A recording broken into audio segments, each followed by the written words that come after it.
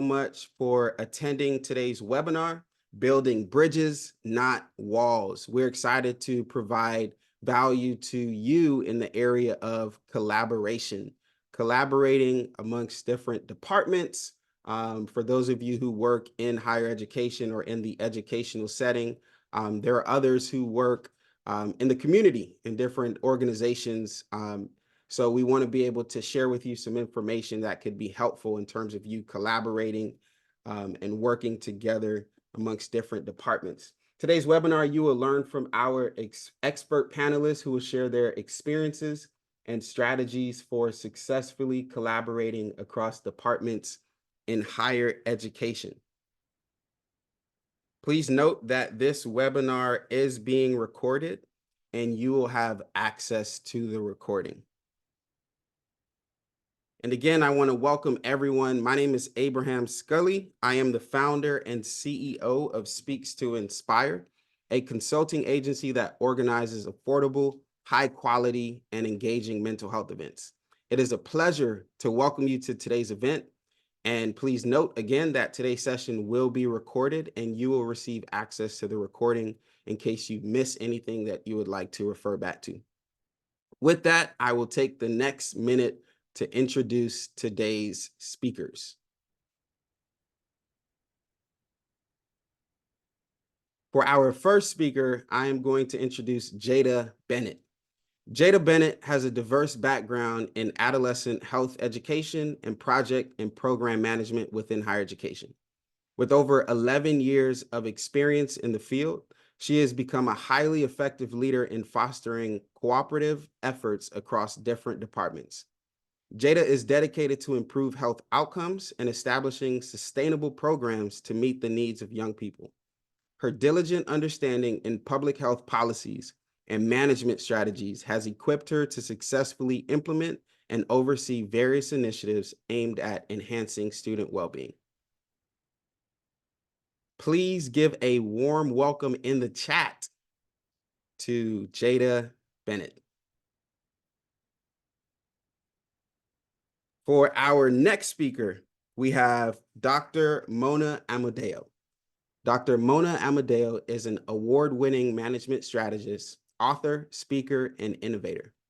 As a seasoned management strategist, Mona brings together theory and the best practices of organization development, change management, branding, and communications. Throughout her career as a teacher and consultant, she has worked with businesses, nonprofits, governments, K-12, and higher educational institutions. Mona specializes in bringing together diverse perspectives to co-create innovative solutions. Before I welcome both Dr. Mona Amodeo and Jaeda Bennett to come off of mute, I want to share a few housekeeping items so you are aware of what to expect throughout this webinar. So for those of you who are not yet familiar with the chat feature, there is a feature on this Zoom platform where you can hit the chat button and enter any comments, thoughts, questions, or anything that you have throughout the webinar that you'd like for all attendees to see. If you have anything that you want to direct to me privately, you have that option as well. The other note is that we do have a reactions feature. So maybe there's something that you hear that really resonates with you or that is very helpful for you and you want to share a reaction to that. We'd love to see those in the chat. Both our speakers and myself and everyone in the room can see chat and reactions. So if you'd like to engage with us in that way, we'd love to see it. With that said, I want to invite Jaeda Bennett and Dr. Mona Amodeo to come off of mute and come on video. Welcome, Jaeda and Mona. Thank you again so much for being here today. We are really excited about this webinar and really looking forward to how attendees can learn different ways to collaborate in the different spaces that they exist. So before we dive into our prepared questions, I want to start off with Jaeda, if you don't mind sharing just a few points about yourself to introduce yourself to our attendees today. Yeah, hi everybody. My name is Jaeda Bennett, and I am currently a program and operations manager at Georgia Tech for the Wellness Empowerment Center. My focus is primarily the mental health initiative, but I get a lot of hands-on experience with projects, with anything having to do with our student well-being. So I have some education in business management and also public health, obviously.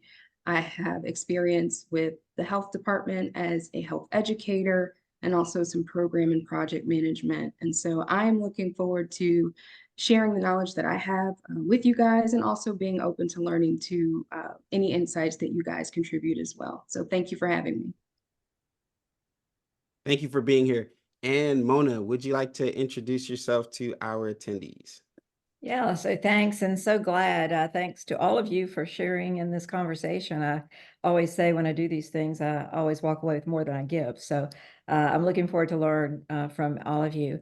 So as far as what I hope to bring today to this platform is, I'm a person who combines change management and communications for 35 years. As I think Abraham said, I am a seasoned communications and business strategist. But my passion is around complex systems. You know, how do you bring complex systems together? How do you bring people from various perspectives together with respect, with trust, and ultimately to solve some complex issues that I think all of you know we are seemingly in the last 5 or 6 years having more and more of them to solve, whether it's at a team level, an organizational level, a systems level, or even a community level.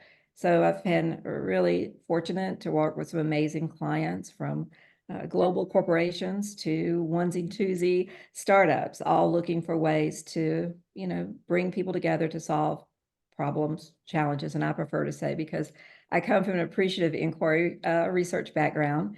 And so my perspective is, rather than looking at what's wrong, let's look what's right. Let's build on the best of who we are, with hopes and dreams of where we come together. And usually in that kind of framework, we can find some place that we can collaborate to come to oftentimes very innovative solutions. So that's what I hope I can bring to you today, is just a little bit of my background and knowledge in that working in that kind of environment. Glad to be here. Thank you so much for being here. So I would actually like to kick it off this way, because Mona, you shared something that I'm curious to hear both you and Jaeda speak to a little bit. But why is it important to collaborate across different departments? I'll start with you, Jaeda.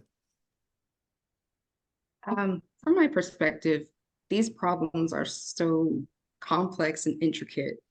It requires different skill sets. It requires innovation, as Mona stated, and we have to have some common goals. When we have the common goals and there is alignment, collaboration should feel a lot more natural.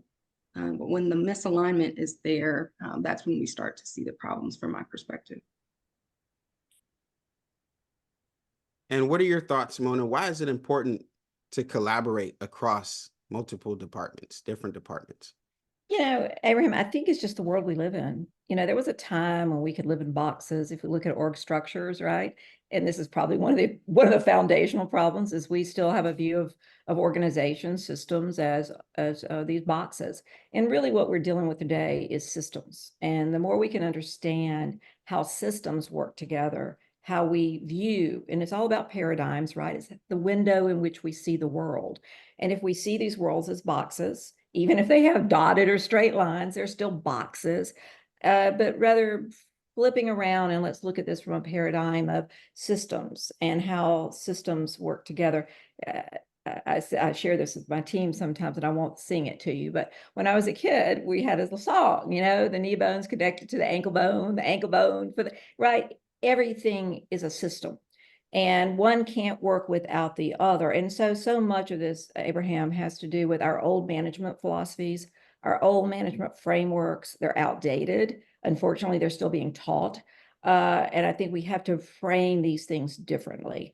The system and what sits at the middle of the system is the people we serve, be that the organization students, whether it's the not-for-profit, and ultimately our community and the world. So we have to see the interconnectedness. And without seeing that, if we can get people to see that, and then come up with frameworks, new frameworks for how do we collaborate together. So systems will not work as pieces and parts. They have to work as a whole, thus the reason for collaboration. May I add another thing to that? Absolutely. This is when I was doing some wellness presentations for our students at Georgia Tech, a lot of them are highly technical thinkers, highly analytical.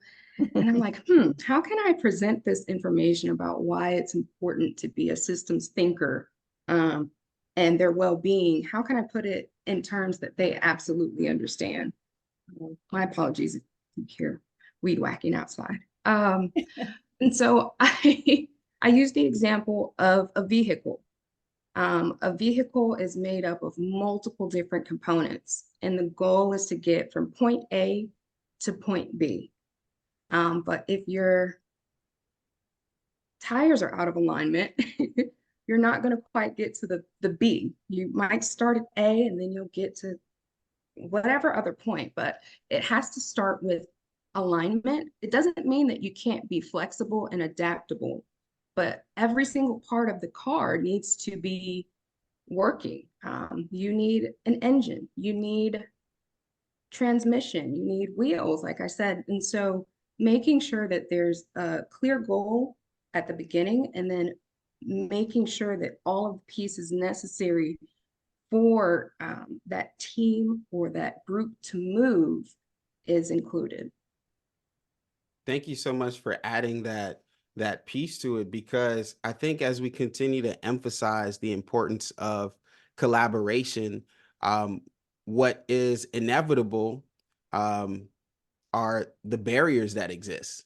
So we understand the importance of collaboration, especially toward the common goal, but we can't run away from those barriers that continue to come up that keep us from collaborating. So Mona, if you can speak to maybe some of the common barriers around collaboration, specifically in the higher education space, because we work with a lot of higher education institutions, and sometimes it almost feels like it's a city, and then there are like multiple like counties within the city. Every county is a department, and they have their own way of doing things. And so sometimes it can be easy to live in these silos.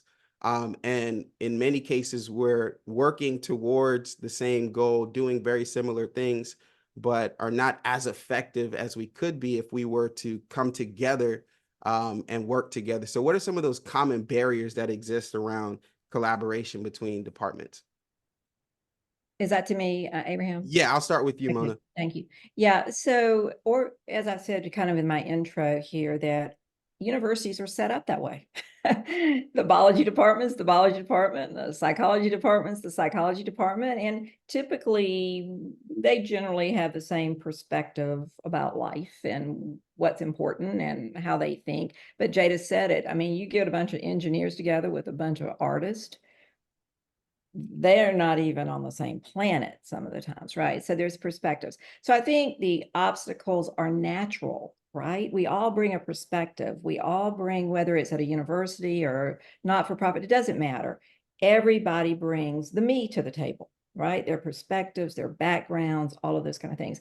I think what you have to do is find the central, and I think, Jaeda, you mentioned this a little bit earlier, there has to be agreed upon something that's important.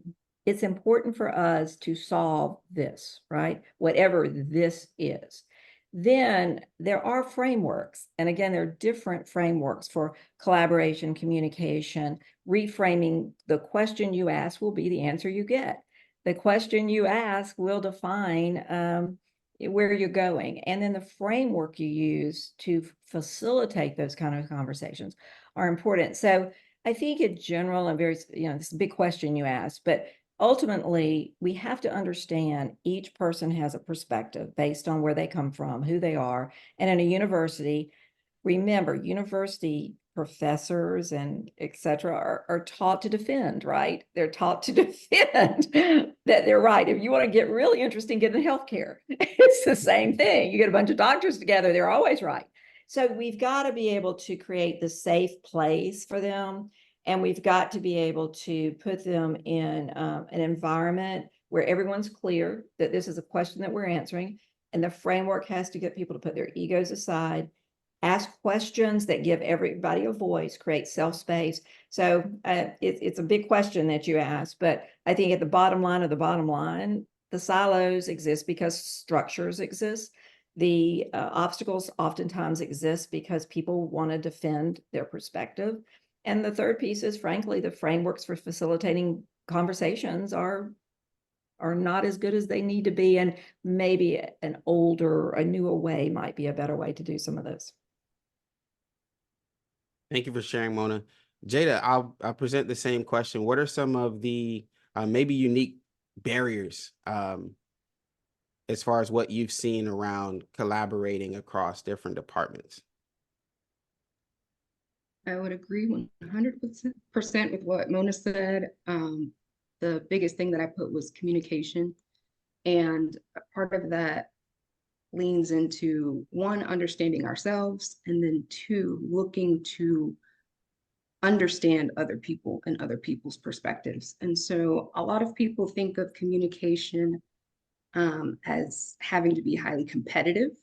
However, communication and conflict, we can meet in the middle. We can compromise on something. Ideally, we could problem solve where it's a win-win situation. But when we're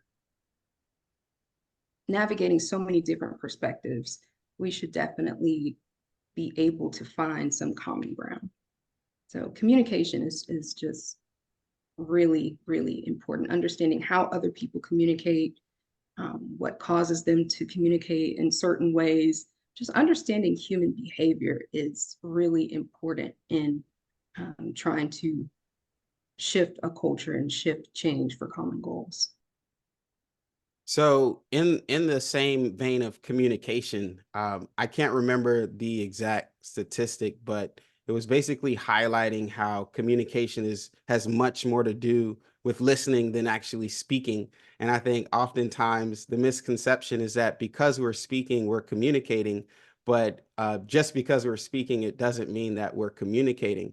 So when we talk about communication and effective communication, and Mona, in your work, being able to create these safe spaces where individuals are communicating, they feel safe enough to share their ideas. They feel like it's a safe space to lower their guard, to listen to what's being said for the overall goal. What are some innovative ways that you help to foster communication when we're talking about communicating amongst different departments? Yeah, and I think if I could just start from like a foundational piece that says Please. this: when you bring people together, if you ask them what the problem is, it has to be someone's fault, right? It has to be someone's fault. And so we spend a lot of time determining what's wrong, what's not working. Oh my God, if Sally Sue would just do this, then Mary Jane could do this. That's the typical, quote, problem-solving perspective. We like to flip the paradigm, and I've done this for 20-something years now. Anytime we bring people together, we bring them together in what we call dialogue. So dialogue is an exchange, right? It's a two-way exchange framed around 4 questions. Let's say in the question is based on how can we and how will we? What does it look like? So there's a lot of aspirational conversation here. So the first thing you have to do is, given the question framed correctly, very, very, very, very, very important, asking the right question and the way that question is framed is extremely important. So building on that question, bringing small groups together that can go to medium groups to go to large groups. I believe very strongly in the fact that all great dialogue sessions should begin with one-on-one conversations where people feel heard, where people feel seen, and where everybody has an opportunity to share. So starting any kind of session with that one-on-one. And we talk about things like, when this is always, when it's been the best it's ever been, what does it look like?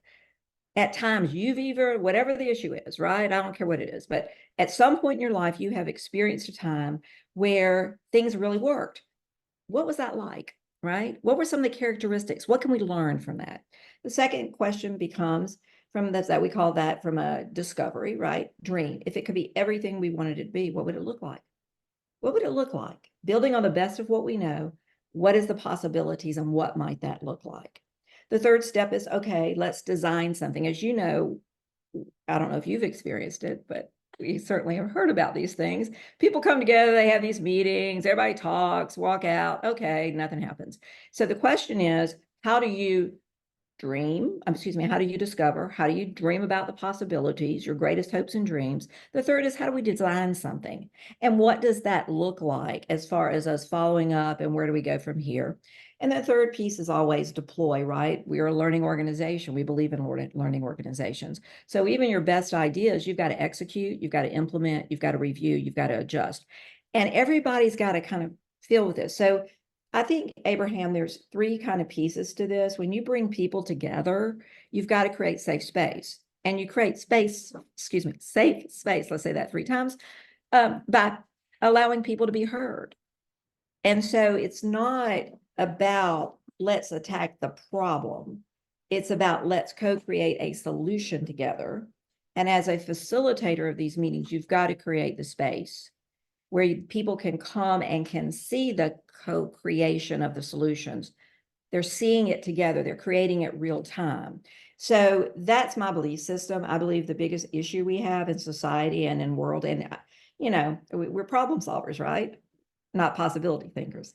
So flipping the paradigm from problem to possibility, and then moving, we have a saying at ID Group that, vision without execution is hallucination, right? So great, you can have great ideas, but how do we really execute? What are we going to do? So I hope that helps a little bit, but it's just you got to come and see things from a different perspective. And I think safe collaboration around what is possible, designing the solutions, co-creating solutions, coming up a plan with execution and a way to evolve it, because there are no solutions that will be permanent and absolutely perfect. So we've got to build in that learning model within whatever we do. So good. And one word that stands out in that is safe, safety. A lot of what I hear you saying, Mona, has to do with a perspective shift. And rather than focusing on those problems, really looking toward the possibility, like you mentioned, that compelling future, something that we can look toward and be hopeful about, I think is critically important. If you were to give maybe a 1-2 punch as far as how do you even create a safe space, because in certain environments, maybe there's already history on things that didn't go well. Maybe initiatives that, the process of collaboration went sour. And now we're looking to shift our perspective to looking at the possibility. How do you come into these spaces, and what do you say? How do you create the space to where it's safe enough that even though there may have been history, that we can feel comfortable enough to share our ideas and work together towards a common goal? So I think there's 2 pieces to that. A big question again, Abraham, where do you get these questions? Anyway, so it's a big question, but there's really 2, I think, foundational pieces to this. First, you got to just put it out there, not to say what didn't work. You explain to people. So here's, this might be we always, when we send out invitations to people to attend these sessions, we do call them dialogue sessions. And we say to people, you don't have to prepare. You don't have to study. You don't have to do anything. Just show up with 2 things: a willingness to listen and a desire to create new ideas. So that's all we ask for. So the first thing we do is, in a session, we first establish, here's what we're doing. Most people aren't used to thinking this way. So we're gonna frame them some things a little bit different. We're gonna ask you to do things a little bit different. And let me explain the framework. So we explain the framework. We explain the philosophy of looking at the possibilities and not the problems. We explain where we're going and what we're trying to do. And then as a facilitator, I basically say, trust the process, right? Just if you will trust the process, let's just work through this together. And so we explain everything on the front end. We explain what we're doing. We acknowledge that what we're doing is a little different, and we ask them to trust. And then what will you have to do immediately? That's only about 10 minutes of time. It's not about you when you're facilitating, right? It's not about you. So that's 10 minutes. Well, my team always says I can't say hello. If those of you from Georgia, it's hard for a Southerner to say hello in 10 minutes, but we do a pretty good job of making it very, very, very succinct. Then immediately we get people to work. We do some warm-ups kind of things to create some feeling and some fun, then we immediately go into these interviews. And in those interviews, the questions, it's how you write the questions.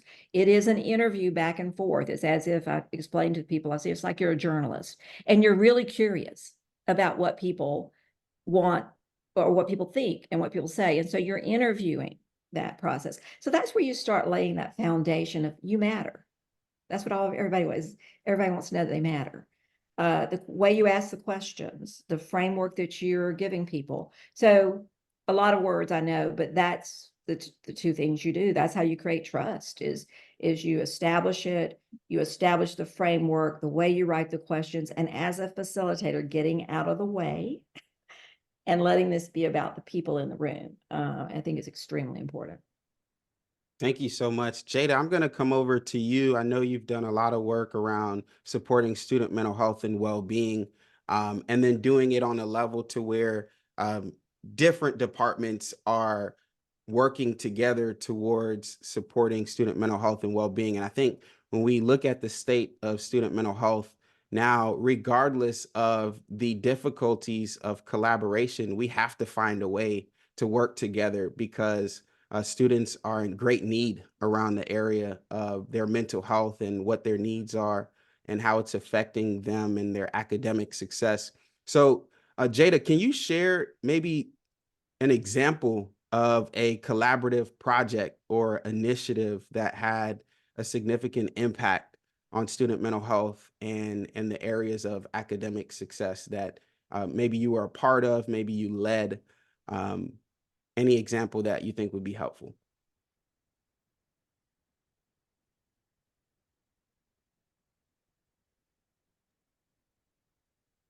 I guess I would speak to my time working with the University System of Georgia for the Mental Health Initiative. As I mentioned before, I had a pretty short time with them. However, I recognized I needed to make the biggest impact that I could with that timeline. When I came into the position, it was clear to me that there was a little bit of disconnect with communication and expectations. And so for me, it started with coming in with building trust, even though trust can be difficult to gain. But building trust looks like being consistent, being reliable, trying to lead by example. And so if I am expecting our team to work collaboratively and speak with common courtesy and respectfulness, I have to lead by example.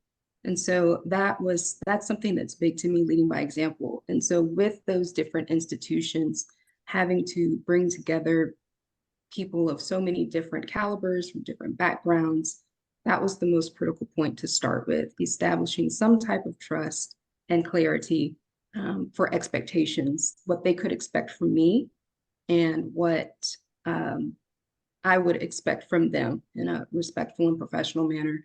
That allowed me to move forward with a group of very diverse stakeholders from the beginning of that project to the end. And it was impactful. And like I said, that's the reason that I was able to move into Georgia Tech specifically with the mental health initiative. I will say that was more so an indirect impact on our students because of the timeline. But it was definitely impactful. So planting that seed, shifting the needle, and setting the tone for what the culture would be as far as how we communicate with diverse stakeholders. Thank you for sharing. And Mona, I know with the different frameworks you've developed and the different stages, it's really cool to see it in action, how you work and how you're able to get different people from different walks of life, different departments, to work together in this again safe space to co-create. I'd love to hear maybe some strategies that you found effective for aligning goals and priorities across different departments. That because I think, you know, you mentioned earlier the psychology department, the biology department, right? Maybe the counseling center, maybe, you know, different goals from different departments. Sometimes it's difficult to see where there is alignment and how there could be alignment. So I think it would be helpful for you to touch a little bit on some of those strategies that help, that are effective for aligning these goals and priorities. Yeah. So for just for clarification, everything I'm talking about or I've shared with you guys have to do with bringing together people in groups, right? In some form of dialogue where various people in those various departments come together. That's obstacle number one, right? You've got to overcome is getting people to spend the time to come in the room together, get the right voices in the room together, and then do some of the things that I'm talking about. Let me also say this. I believe the answers are in the room. I never believe I'm or any of our facilitators are answering. We are creating frameworks and space for people to figure it out together. And if we can get them to listen, which we do, they typically can come up with some blueprints or frameworks. Not typically, they always do, because our sessions are designed that way. They don't get to get out of the room. I say the door's locked, right? So they don't, that's what we believe. The answers are in the room. We are there to create the space. The work that we do is always interesting when we walk in the room and what we do. It looks like we don't do anything, but the real work is done on the front end, right? Designing the sessions, designing the questions, ensuring we're completely immersed in what the real situation. You mentioned it, Abraham. Sometimes there's a long history. There's a, we got to know what we're walking into. We've got to be respectful of that. We got to meet people where they are, but also take them where they want to go. So my answer to your question is, how do we do it? We do it by the questions we ask and allowing the people to have a space where they can come up with the solutions. You know, like you said, people will defend and protect that which they help create, right? It's not our job to create it, right? It's not somebody outside. It's the people who have to execute it. So we believe very much that the answers are there. I can't think of a time when we've walked out of a room without answers. And that's over a lot of years of doing a lot of different people from a lot of different places. So I think that would be my answer to you, that the answers are there. Our job is to help create the space, the framework, and the process for them to figure it out. Awesome.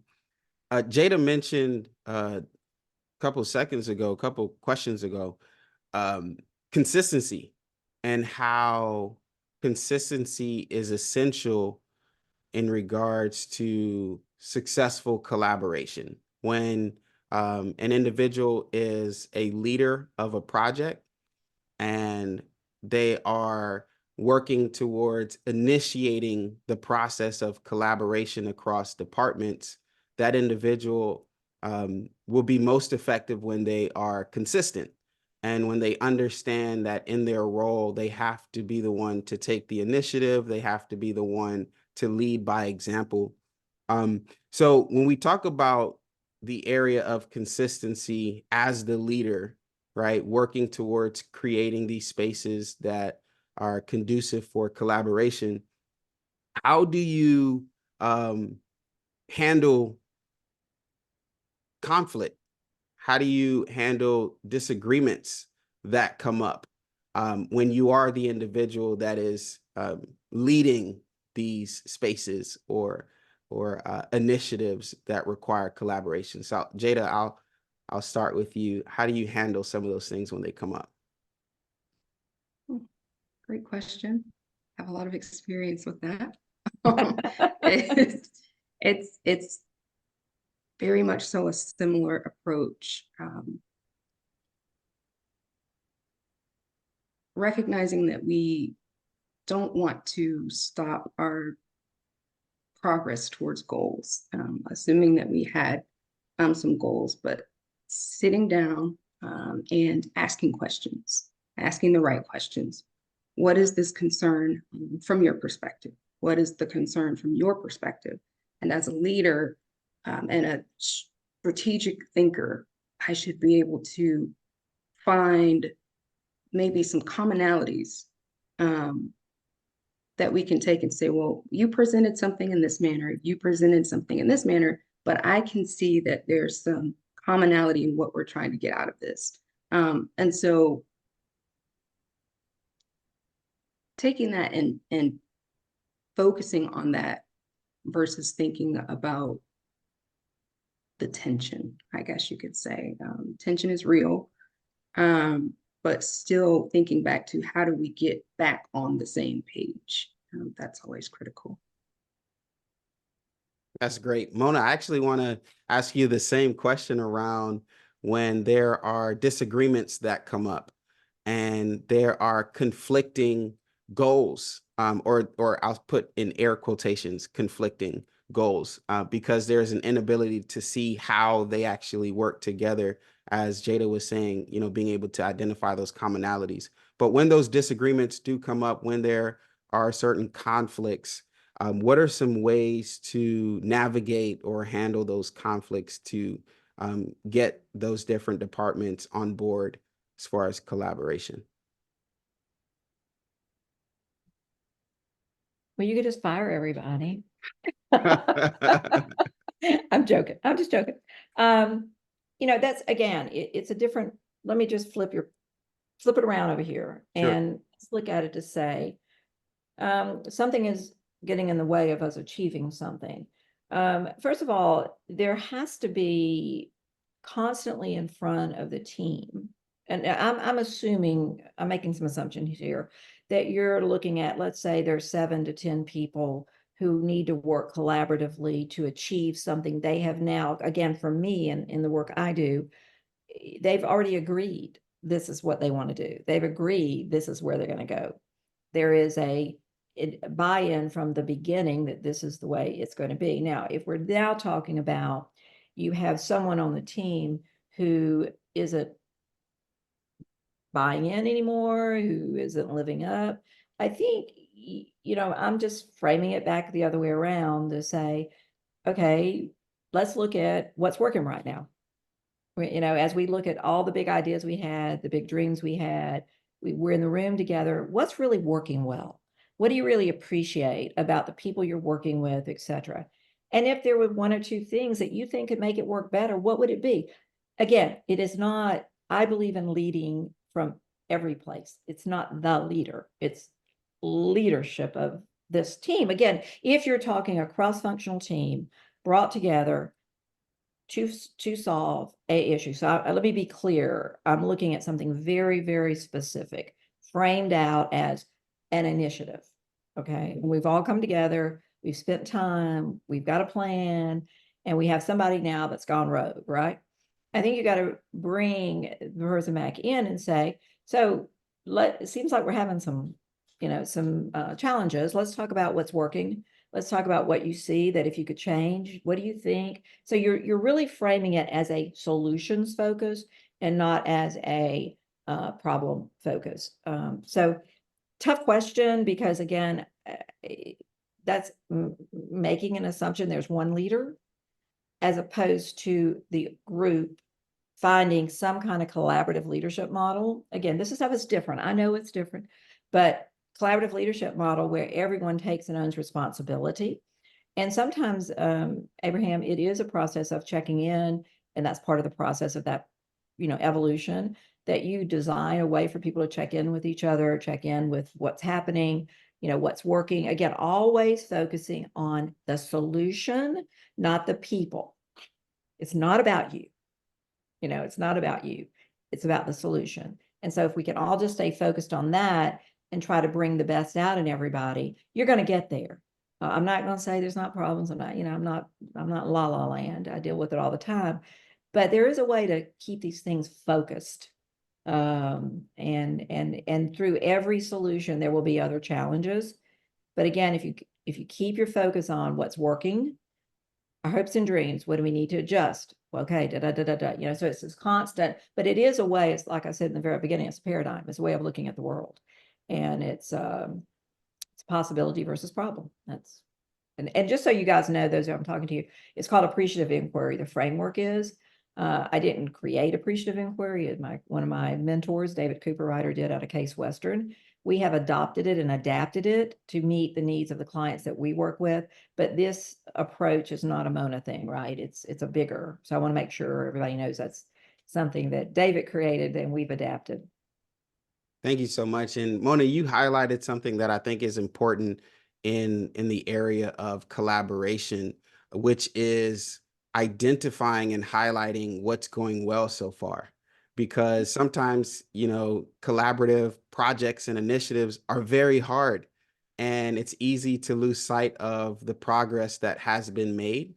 But when you can highlight the progress that has been made, it does give motivation, inspiration, and also insight that helps with further, progression. And I like to call them small wins, right? Yep. Opportunities where we can highlight those small wins and everyone sees the role that they played to achieve those goals while we're working together. So that kind of leads to the next question, Jaeda, that I want to present to you is, how do you measure success when we're talking about working together, we're collaborating on projects or initiatives? How are some practical ways that attendees can measure success to ensure that everyone is on the same page, to see where we are, where we're going, and what we've been able to do successfully together? I think the most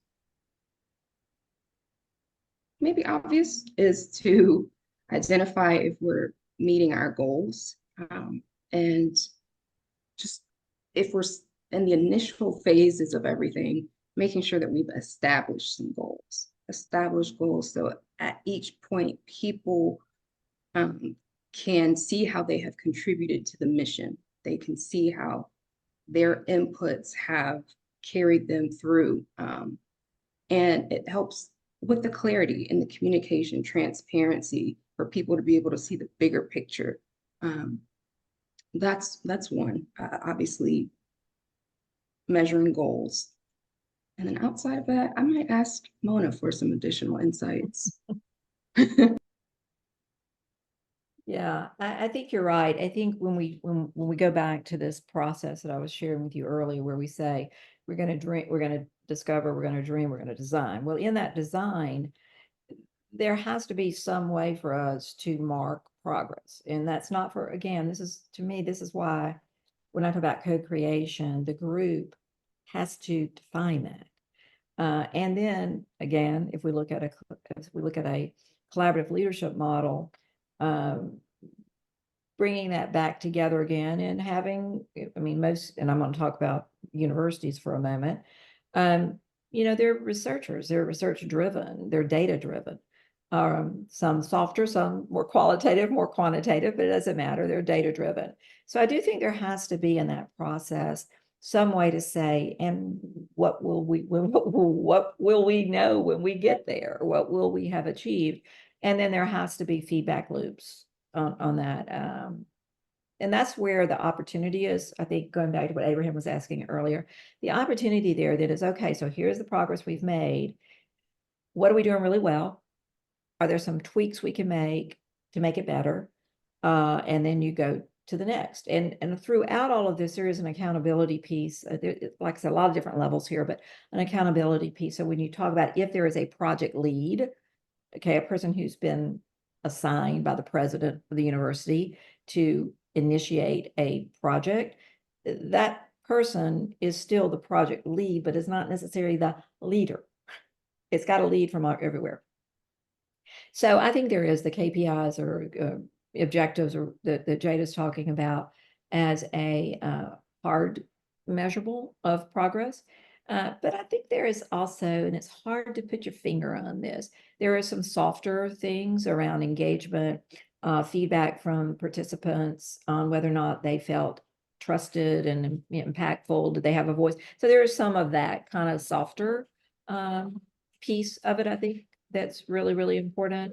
But at the end of the day, if you've got a goal, you have to measure your progress, and the success is defined by whether you get there. I mean, bottom line. So I think that's part of it, but there is some softer, I think, engagement pieces that you can look at, also. Thank you so much. As I was hearing you both share to that question, I was thinking about the idea of possibly having the different individuals that represent the different departments have their own individual goals, or I guess sub goals that fall under that overarching goal that we're all working together, and that possibly being helpful towards the goal of collaboration within different departments. So thank you both for sharing that. I want to get to this question because I know, especially with the clients that we serve at Speaks to Inspire, their goals typically are to promote mental health awareness on campus, shift the culture around mental health, making sure that mental health resources are accessible, that students know what they are, how to find them, how to access them. And as I mentioned earlier, the state of student mental health is at a point where students obviously need support, additional support. We think about post-COVID and how that has shifted the dynamic around student mental health, well-being, academic success, achievement, and what their needs are.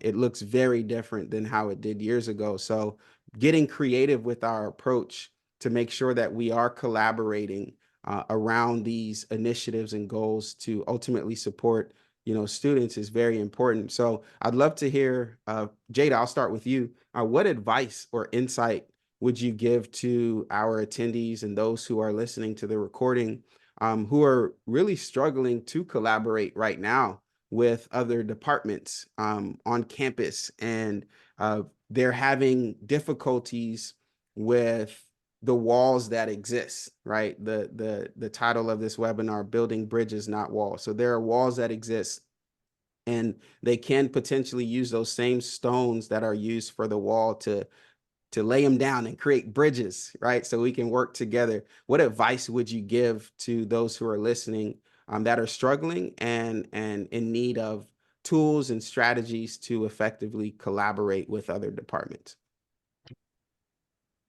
I'm going to share this from my personal experience, and my personal experience always starts at my personal values.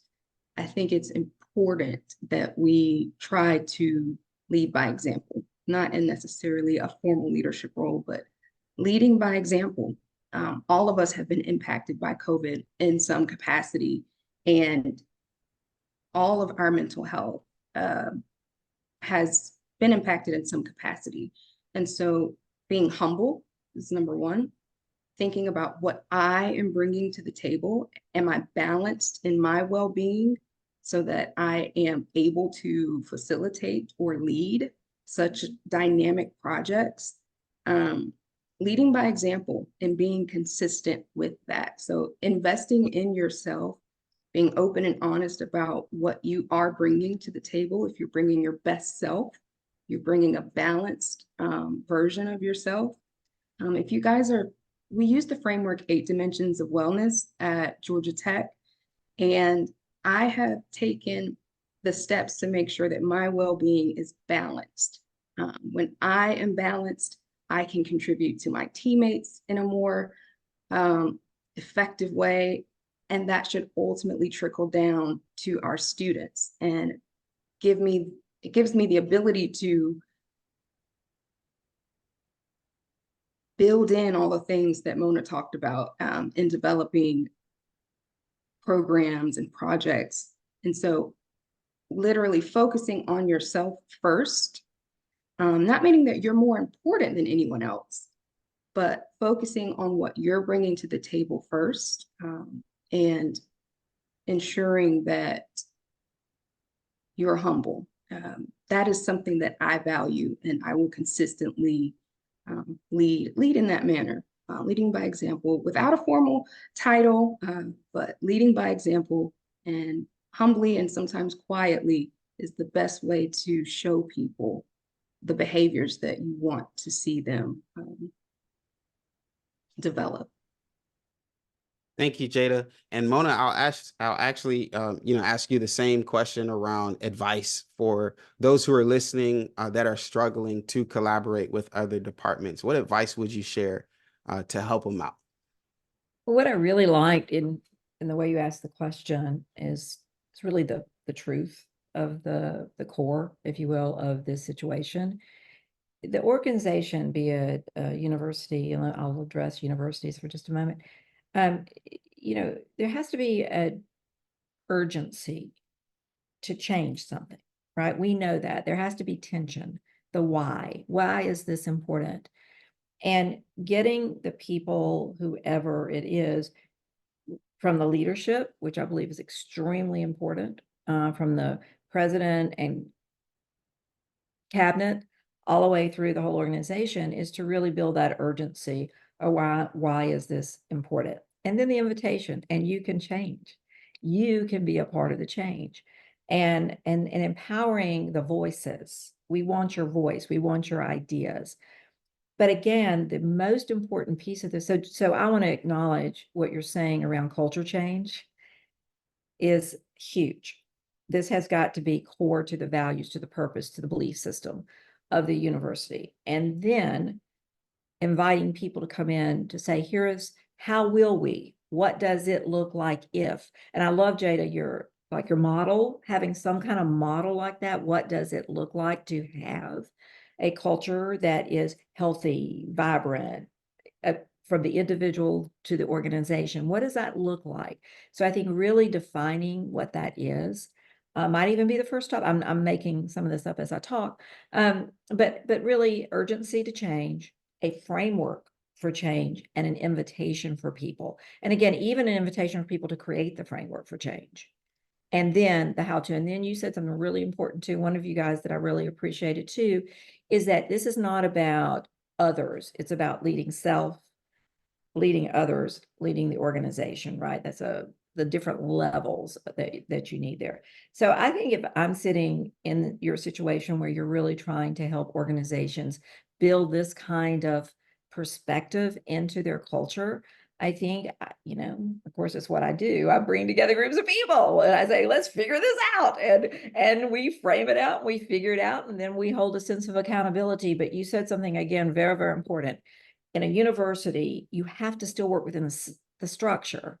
When we're doing some work with a university and looking at how do we build collaborative communicate from a communication standpoint, from the Office of Communications to the individual departments, how can we all make sure we're singing off the same page of music? So yes, it is bringing all those people together to make agreement, but each of those departments and divisions had to have their plan, right, that contributed. So I think there is, at multi levels of this, but somehow the work has to cut across all, and the plan has to be multi-perspective, that we all agree on this, and I'm going to take it back and implement different pieces of it, but we all have to come back and look at the whole, the system, and how we're a part of that system.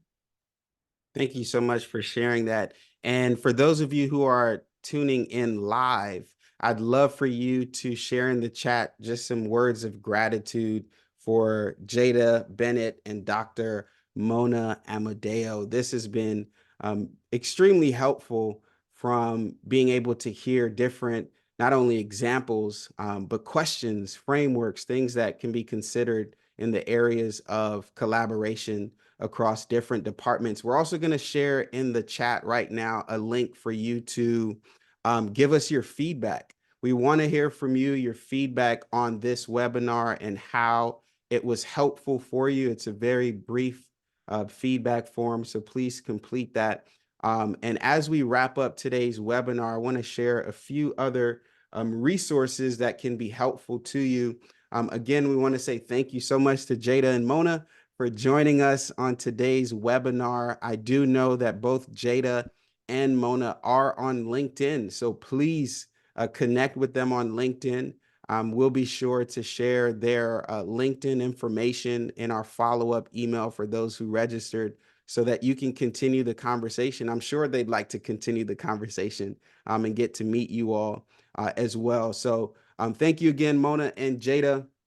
As far as upcoming events and additional resources and the work of Speaks to Inspire. So I want to share some things just so you are aware. As I mentioned, that feedback form, you can scan this QR code on the screen, or you can click the link in the chat form, and that way you can complete the survey form for us to collect some of your feedback. And also we want to hear what other topics are you interested in? What other resources do you have need of around the areas of supporting your campus, specifically when we talk about student mental health and different projects and initiatives. At Speaks to Inspire, as I mentioned, we are a consulting agency. We specialize in mental health events for colleges and universities. And we're really interested in what it looks like to create these spaces on campus where stigma is reduced, because we know that when stigma is reduced, then students are more likely to seek mental health support. And for those who need mental health support, when they access that mental health support, they're more likely to matriculate throughout their collegiate career and graduate successfully and become successful citizens. So we definitely want to support institutions in that way through various dynamic events to make sure that students know that their campus cares and there are different ways that they can engage in mental health resources.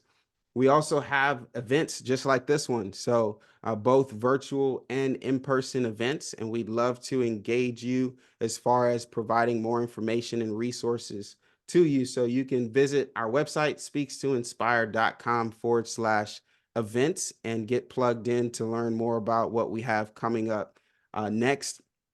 And then finally, I want to say again, thank you to our guest panelists, Jaeda and Mona. I really appreciate the value that you provided during this session. I'm sure our attendees, as you may have seen in the chat, they're very grateful and thankful for what you shared. So with that said, I want to say have an amazing rest of your day and week and weekend, wherever you are in the world. And thank you again for joining us. See you next time.